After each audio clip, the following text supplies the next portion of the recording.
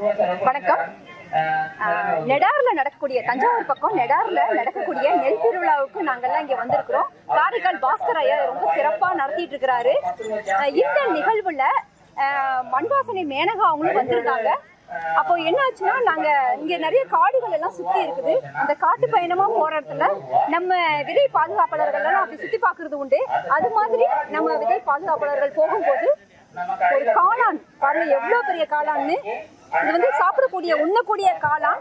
இந்த காளானை எடுத்துட்டு வந்தாங்க, டிஸ்பிளேக்கெல்லாம் வச்சிருந்தோம். ஸோ இந்த காளானை நம்ம மேனகாவும் இங்கே வந்திருக்கனால, ஏன்னா அவங்க நிறைய வந்து பாரம்பரிய அரிசிகள்ல நிறைய விதமான உணவுகள் வந்து தயார் பண்ணியிருக்கிறாங்க. அப்படி பண்ணும்பொழுது இந்த காளானை வச்சு நம்ம பண்ணக்கூடாது அப்படின்னு யோசனை பண்ணும்போது உடனே வாங்க நம்ம பண்ணுவோம் அப்படின்னு சொல்லிட்டு மேனகா இப்போ வந்துட்டாங்க. இப்போ இந்த காளானை பயன்படுத்திக்கிட்டு பாத்தீங்கன்னா 1.5 கிலோ 2 கிலோ பக்கம் இருக்கு. இது ஒரு காளான், இன்னொரு காளான் சின்னது ஒண்ணு இருக்கு. ஸோ இதை பயன்படுத்தி 1.5 கிலோ, இது ஒரு 2 கிலோ காளான் இருக்குங்க. இதை வச்சு இப்ப வந்து மேனகா வந்து இதை பண்ண போறாங்க. ஆமா பிரியா, இப்போ நம்ம இன்னைக்கு வந்து காளான் ஒரு கிரேவி மாதிரி பண்ண போறோம். காளான் கிரேவி. அது மட்டும் இல்லாம இப்போ பாரம்பரிய அரிசிகளை பத்தி ஒரு அழகான ஒரு நடந்துட்டு இருக்கு, ப்ரோக்ராமே நடந்துட்டு இருக்கு. இப்போ இதுல வந்து காளான் கிரேவி, அதுக்கப்புறம் நம்ம தூயமல்லி அரிசியை போட்டு பண்ண போறோம். அது மட்டும் இல்லாம மாப்பிளை சம்பா அவல் இருக்கு. மாப்பிளை சம்பா அவலும் நம்ம ஊற வச்சிருக்கோம். சில பேர் வந்து காளான் கிரேவி போட்டு மாப்பிளை சம்பா அவல் வச்சு எப்படி வந்து பிரியாணி பண்ணலாம்னு யோசிக்கிறதுல, இன்னைக்கு நம்ம காளான் கிரேவி பண்ணிட்டு அதுக்கப்புறம் தூயமல்லி அரிசி வச்சு ஒரு பிரியாணி பண்ண போறோம். பார்க்கலாமா? நம்ம காளானை இப்போ வந்து நல்லா க்ளீன் பண்ண போறோம். காளானை நம்ம இந்த மேல் பகுதியை மட்டும் நம்ம யூஸ் பண்ண போறோம், இந்த கீழ் பகுதி வேண்டாம். இதை எடுத்துட்டு நல்லா க்ளீன் பண்ண போறோம். நல்லா தண்ணியில போட்டு நல்லா 2-3 வாஷுக்கு நம்ம க்ளீன் பண்ணிட்ட பிறகு சின்ன சின்ன துண்டா கட் பண்ணி எடுக்க போறோம். இப்போ லைட்டா நீங்க சுரண்டிக்கலாம், நல்லா க்ளீன் பண்ணிக்கலாம்.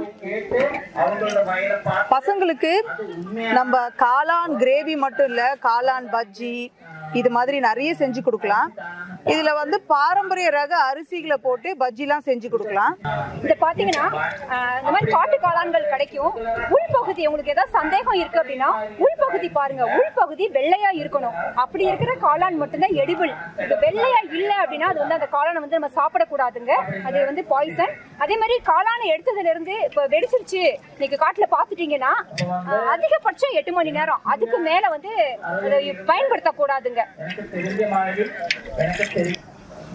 சீஸ் மாதிரி இருக்கு பாரு.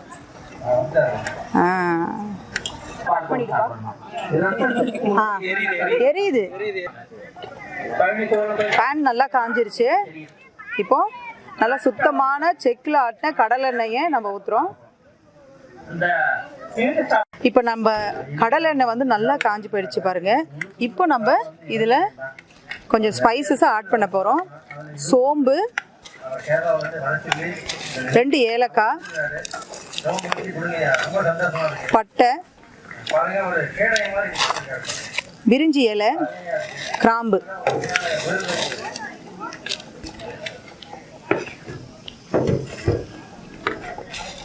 இது நல்லா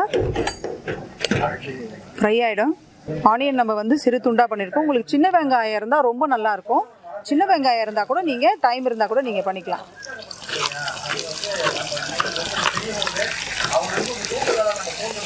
வெங்காயம் நல்லா வதங்கணும். வெங்காயம் வதக்கும் போதே உப்பு தேவையான அளவு நீங்கள் போட்டிங்கன்னா சீக்கிரம் வெங்காயம் வதங்கிடும்.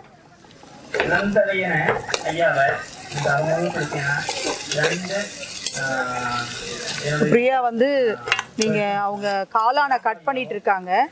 காளான் கட் பண்ணி முடிச்சிட்ட பிறகு அது நல்லாவும் வாஷ் பண்ணிட்டாங்க.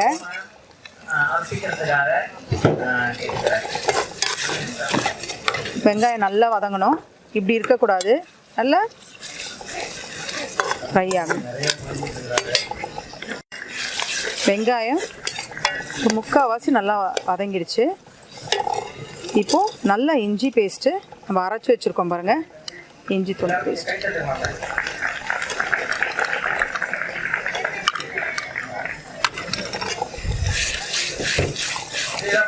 இஞ்சி துண்டு, இஞ்சி பேஸ்ட்டு, வெங்காயம்,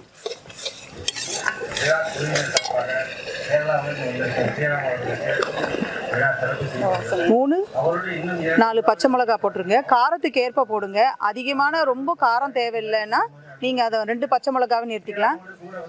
கருவேப்பிலை,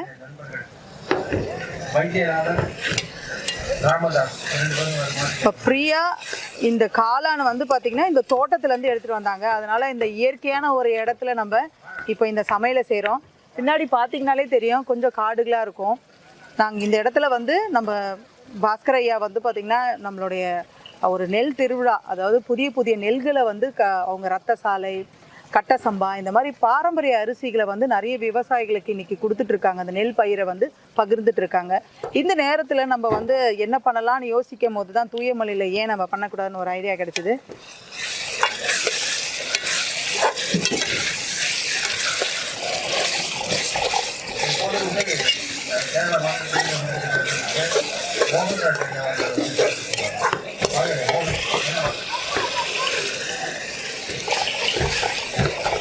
வெங்காயம் நல்லா வதங்கணும். ஏன்னா இது நம்ம கிரேவியாக பண்ண போகிறோம். இந்த கிரேவி பண்ணும் போது எல்லாமே நல்லா வந்து வதக்கினாதான் அதோட தன்மை வந்து ரொம்ப நல்லா அப்படியே கிரேவி பதத்துக்கு வரும். இப்போ தக்காளி அரிஞ்சு வச்சுருக்கோம், நாட்டு தக்காளி. ஏன் பிரியா நீங்கள் நாட்டு தக்காளி விதைகள்லாம் பகிர்ந்து கொடுக்குறீங்களா? ஆமாம், இன்னைக்கு கூட பகிரத்தான் போகிறோம் இந்த நிகழ்ச்சியில். இந்த சமையலை முடிச்சுட்டு என்னென்ன தக்காளிகள் கொடுத்துட்ருக்கீங்க? அதுவும் 38 வகை இருக்குது. நிறைய செடி தக்காளி வகை இருக்குது. அதுக்கப்புறம் நாட்டு தக்காளிகள்லையே, அதாவது இந்த மாதிரி கொஞ்சம் பெருசாக வர்றது, சைஸ் சின்னதாக வரக்கூடியது, இப்படி நிறைய தக்காளிகள் இருக்குது. யாராவது இந்த தக்காளி ரொம்ப டேஸ்டா இருக்கும், இந்த தக்காளியில நான் சமைக்கும் போது ரொம்ப அருமையா இருக்கும்னு ஏதாவது சொல்லியிருக்காங்களா? விருதுநகர் நாட்டு தக்காளி ரொம்ப டேஸ்டா இருக்கும். அது ஒரு இனிப்பு புளிப்பும் சுவையோட கலந்து ரொம்ப டேஸ்டா இருக்கும். அது ரொம்பவே நல்லா. நீங்க வீட்டுல நீங்க சமைக்கும் போது என்ன மாதிரி தக்காளி நீங்க யூஸ் பண்ணுவீங்க? காசி தக்காளி, விருதுநகர் நாட்டு தக்காளி, அப்புறம் இந்த கேலூர் மடிப்பு தக்காளி, அப்புறம் இன்னொரு மடிப்பு தக்காளின்னு பெருசா இருக்குது. செரி தக்காளி வகைகள் நிறைய இருக்கு. கொடி வகைகள், கொடியில காய்க்கக்கூடிய மஞ்சக்காட்டு தக்காளி, அப்புறம் கொடம் தக்காளி, குங்கும கேசரின்னு ஒரு தக்காளி இருக்கும். இதெல்லாம் சும்மா சாப்பிட்றதுக்கும் நல்லா இருக்கும், இது மாதிரி செய்யறதுக்கும் ரொம்ப நல்லா இருக்கும். இப்போ மக்கள் வந்து இந்த காய்கறி விதைகள்லாம் வாங்கிட்டு போயிட்டு அவங்க ஏதாவது விளைவிச்சு இந்த மாதிரி இந்த தக்காளியில பண்ணோம் ரொம்ப டேஸ்டா இருந்ததுன்னு சொல்லியிருக்காங்களா அவங்க கிட்ட? நிறைய சொல்லியிருக்காங்க. நிறைய விரும்பி கேட்கறதெல்லாம் அந்த செரி தக்காளி வகைகள் ரொம்ப விரும்புவாங்க. மாடி தோட்டத்துக்காரங்களும் ரொம்ப கொஞ்சம் ஃபேஷனா கலரா இருக்கு, சில கருப்பு தக்காளி வகையெல்லாம் இருக்கு, அதெல்லாம் ரொம்ப விரும்புவாங்க. பார்க்க அழகா ஆர்னமெண்டெல்லாம் வச்சுக்க முடியுது, அதே சமயம் சமையலுக்கும் அவங்களுக்கு ஆகுதுன்னு அது ரொம்ப விரும்புவாங்க. விவசாயிகள் பொறுத்த வரைக்கும் சைஸ் பெருசா இருக்கா, எங்களுக்கு சந்தைப்படுத்த முடியுமா அப்படிங்கிற மாதிரி கேட்பாங்க. இப்போ ஒரு மரபு காய்கறிகள் இப்போ எப்படி நாங்க வந்து பாத்தீங்கன்னா பாரம்பரிய அரிசிகள் எல்லாம் வந்து மீட் எடுத்து நிறைய வேல்யூ ஆடட் ப்ராடக்ட் பண்றோம். இப்போ இந்த மாதிரி சந்தைப்படுத்தி இயற்கை விவசாயத்தை காப்பாற்றணும்னு சொல்லிட்டு அரிசி வகைகள்லாம் கொண்டு வர மாதிரி உங்களுடைய விஷயத்துல நீங்க என்னென்ன வந்து ஒரு ஸ்டெப்ஸ் எடுக்கிறீங்க? ஏதாவது காய்கறி விதை வந்து இலவசமா தரீங்களா, இல்ல யாராவது கேட்கும் போது நீங்க இலவசமா கொடுக்குறீங்களா, அந்த மாதிரி ஏதாவது பகிர்றீங்களா? விதைகள் எடுக்கும் பொழுது இப்ப இந்த 14 வருஷம் பாத்தீங்கன்னா விலையில்லா விதை பகிர்வு வந்து பண்ணிக்கிட்டு தான் இருக்கும். ஆனாலும் நம்மளால டிமாண்டை மீட் அவுட் பண்ண முடியல. அப்ப என்ன பண்றதுன்னு யோசிச்சோம். என்னடா செய்யறது, நிறைய முன்னோடி விதை விற்பனையாளர் நிறைய இருக்கிறாங்க, அவங்களாலையும் டிமாண்ட்ல மீட் அவுட் பண்ண முடியாத சூழல்ல தமிழ்நாடு விதை செயற்பல் கூட்டமைப்பா உங்களுக்குன்னு ஒரு இயக்கம் இருக்கு. தமிழ்நாடு விதை செயற்பல் கூட்டமைப்பா இணைச்சு அங்க விற்பனையும் இருக்கும், அதே சமயம் விதை பகிர்வையும் நாங்க செய்யறோம். ரெண்டுமே செய்யறது உண்டு. ஏன்னா அந்த பகிர்வும் விட முடியாது, இவ்வளவு வருஷமா செஞ்சது, அதுவும் கொடுக்கறது உண்டு. வாங்குறவங்களும் வாங்கிக்கிற மாதிரி ஏற்பாடுகளும் பண்ணி தருவோம். இந்த விதை பகிர்வுல ரொம்ப லிமிட்டடா இருக்கும், அது விற்பனைக்கெல்லாம் கொண்டு வர முடியாது. ஆனா அந்த பகிர்வு மூலமா நிறைய உற்பத்தி பண்ணி நிறைய கொண்டு வருவாங்க. உங்க குழுவுல எத்தனை பேர் இருக்காங்க? அது இத்தனை பேருன்னு கணக்கெடுத்து சொல்லவே முடியாது. நிறைய பேர் புதுசா நம்ம போற இடங்கள்ல இருந்து புதுசா இணையறாங்க. ஏன்னா எல்லாத்தாலையும் வெளியில வர முடியறது இல்ல. அதனால நாங்க ஒரு 10 பேர் வெளியில வந்துட்டு இருக்கிறோம். மிச்சம் எல்லாமே வேலையில இருக்கிறாங்க. அந்த வேலைகளை செஞ்சுக்கிட்டு வேலையும் பாக்குறாங்க, இந்த மாதிரி அமைப்புக்குள்ளேயும் இருப்பாங்க.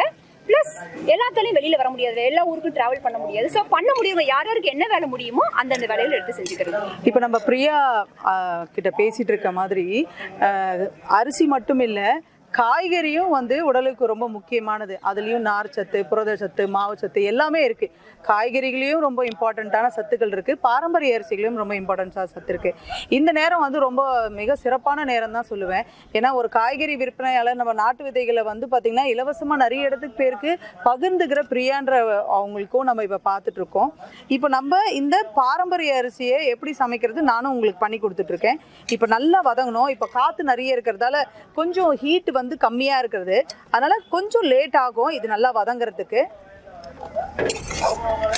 பாருங்க மேனகா, நீங்கள் சொன்ன அந்த காளான் ஃபுல்லாக இருக்குது, நல்லா இருக்கு இல்லையா?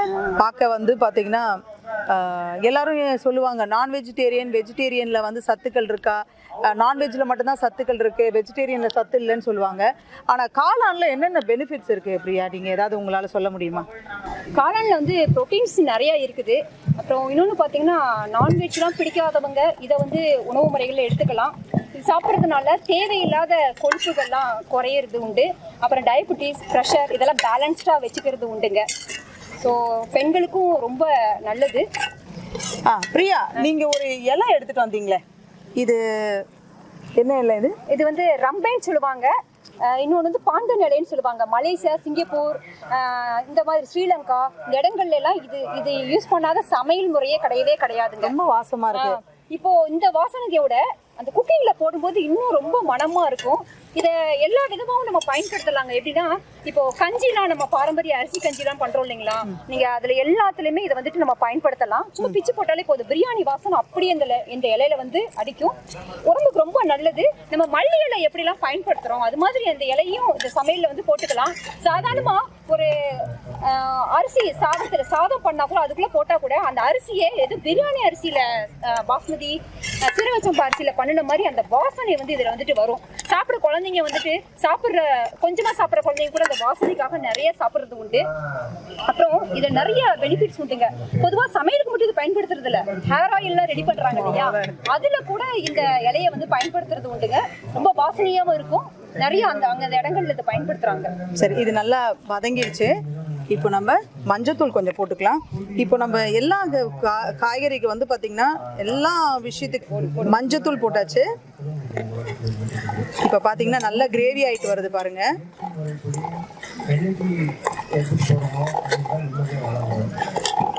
மிளகாய் தூள் ஏற்கனவே 4 பச்சை மிளகாய் போட்டிருக்கோம், அதனால மிளகாய் தூள் கொஞ்சமாக போட்டால் போதும். நான் வந்து ஒரு 3 கரண்டிக்கு வந்து பெரிய கரண்டியால் 3 கரண்டி எடுத்திருக்கேன். இருக்கு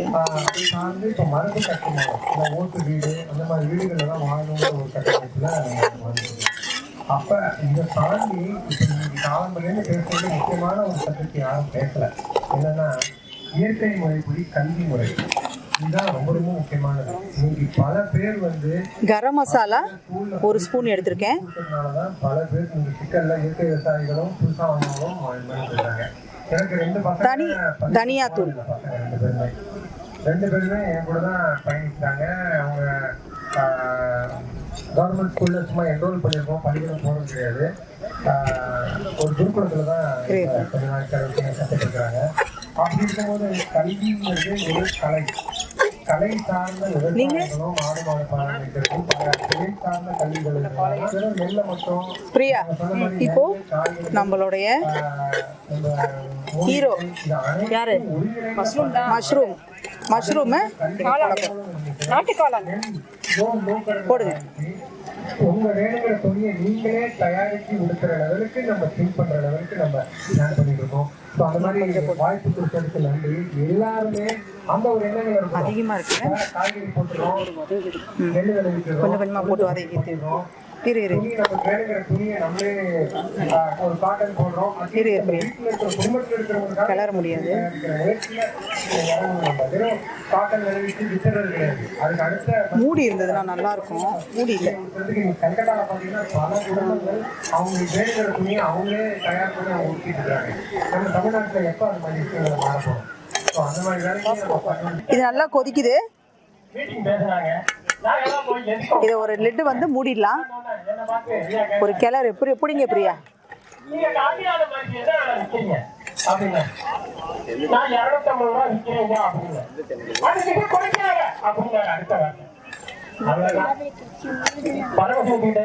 என்ன தேவையில்லை, தண்ணி தேவையில்லை.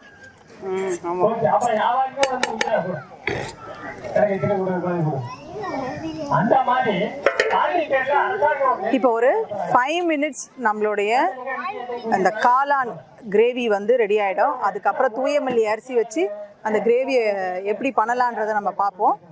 இது ஒரு 5 மினிட்ஸ் கூட தேவையில்லை, இதுக்கு தண்ணி தேவையில்லை. அதுலேயே வந்து பார்த்திங்கன்னா வாட்டர் கண்டென்ட் இருக்கிறதால அதில் அப்படியே வெந்துடும். எதுவுமே பண்ண தேவையில்ல. ஒரு 5 மினிட்ஸ் மட்டும் கொஞ்சம் வெயிட் பண்ணும். நம்ம மாப்பிள்ளை சம்பா அவள் நம்ம எடுத்திருக்கோம், தண்ணியில் ஊற போட்டிருக்கோம். நல்ல தண்ணி இதில் கட்டாத அளவுக்கு நம்ம கொண்டு போக போகிறோம். இப்போ தண்ணியே இல்லை பாருங்க. அவளில் கொஞ்சம் கிரேவி போட்டு கலந்து நம்ம சாப்பிட போகிறோம். தூய மல்லி அரிசியில் நம்ம கலந்து கொஞ்சம் சாப்பிட போகிறோம். சூப்பரா?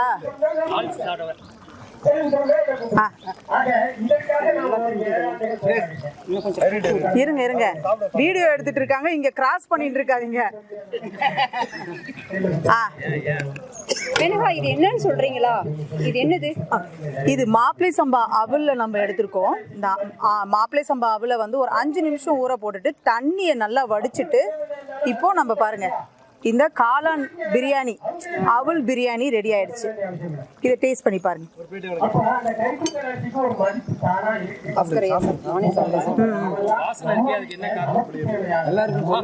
சூப்பரா இருக்கே, நல்லா இருக்கு, ரொம்ப நல்லா இருக்கு.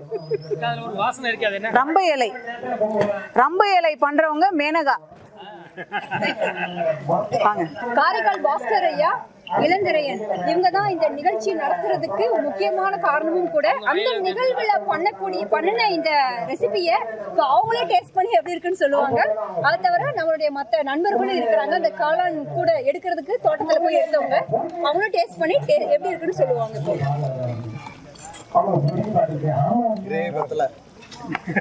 இந்த காளான் உப்பு கம்மியா இருக்கா உங்க கூட வச்சுட்டு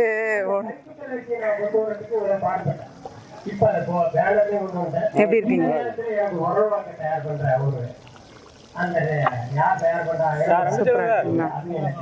வாங்க, யார் யார் பறிச்சிருக்கீங்க? வா ஆனந்த், வாங்க. நாராயணன் தம்பி, இதெல்லாம் சாப்பிட்டு பார்த்து உங்களோட கமெண்ட்ஸ் இரு நான் சொல்லிடுறேன். இங்க வாங்க. நீங்க நீ இவர் பேரு நாராயணன். அவர் கருப்புசாமி. பத்திரிக்கை அடிக்க போறோம். நீ சொல்லி நாராயணன், இவங்க தான் வந்து பாத்தீங்கன்னா இந்த காளானை கண்டுபிடிச்சவங்க. ஸோ அவங்க வந்து இந்த காளான் பிரியாணி, அதாவது நம்ம அவல்ல செஞ்சிருக்கோம், இதை சாப்பிட்டு பார்க்கணும்.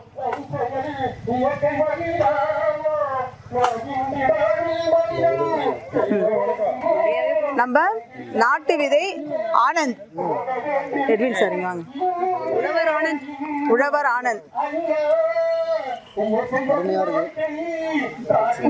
பசுமை சாரல் நம்ம எட்வின் சார் வந்து இதை சாப்பிட்டு பார்க்கட்டும்.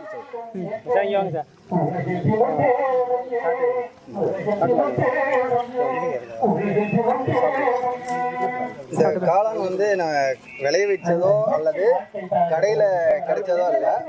இது வந்து சிவகாசியை சேர்ந்த கருப்புசாமி ஐயாவும் அதே போல் நாராயண ஐயாவும் காலையில் வயலை சுற்றி பார்க்க போனாங்க. அப்போ அங்கே தென்னை மரம் சாஞ்சி கிடக்கு. அது மடிச்சு போகுது. அதில் ஒரு ஒட்டு ரகமாக, ஒட்டுனா ஒட்டு போல வளரக்கூடியதான் அந்த காளான் விளையும். அப்படி விளைஞ்சி கிடந்த அந்த காளானை அதிசயமாக பார்த்து அவங்க எடுத்துகிட்டு வந்தாங்க.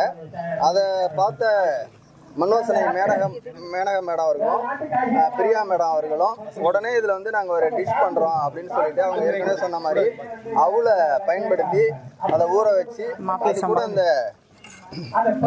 காளான குருமாவை ரெடி பண்ணி ரெண்டையும் மிக்ஸ் பண்ணி கொடுத்தாங்க. மிகவும் அருமையான சுவையாக இருக்குது. அடுத்தது இதில் அரிசி சாத பிரியாணியும் கொடுக்குறதா சொல்லியிருக்காங்க. எல்லாரும் டேஸ்ட் பண்ணி பாருங்கள், ரொம்ப ரொம்ப அருமையாக இருக்குங்க. இப்போ தூய மல்லி சாதம் வேக வச்சுருக்கோம் பாருங்க, பாஸ்கரையா நிலத்தில் விளைஞ்சது. இதை வேக வச்சுருக்கோம். இதில் நம்ம இந்த காளான் கிரேவியை கலந்து இதை வந்து ஒரு நல்ல சூப்பரான ஒரு காளான் பிரியாணி மாதிரி பண்ணியிருக்கோம். மல்லி அரிசியில் நம்ம இதை மிக்ஸ் பண்ணி ரொம்ப டேஸ்டியான காளான் பிரியாணி நம்ம பண்ணியிருக்கோம். இங்கே இருக்கிற எல்லா மக்களும் சாப்பிட்ருக்காங்க. ரொம்ப இயற்கையான ஒரு பொருட்களை வச்சு நம்ம ஈஸியாக எப்படி சமைக்கலான்றது, அதுவும் நம்மளோட பாரம்பரிய அரிசிகளை வச்சு சமைக்கலான்றதை இப்போ பார்த்தோம். இதே மாதிரி ஏதாவது ஒரு சுச்சுவேஷனில் நீங்கள் எங்கேயாவது போகும்போது எல்லா காளானும் எடுத்துடாதீங்க, குறிப்பிட்ட காளான் மட்டும் தான் எடுக்கணும். அதனால் அதை நீங்கள் பார்த்து செய்யுங்க. நன்றி, வணக்கம். நன்றி.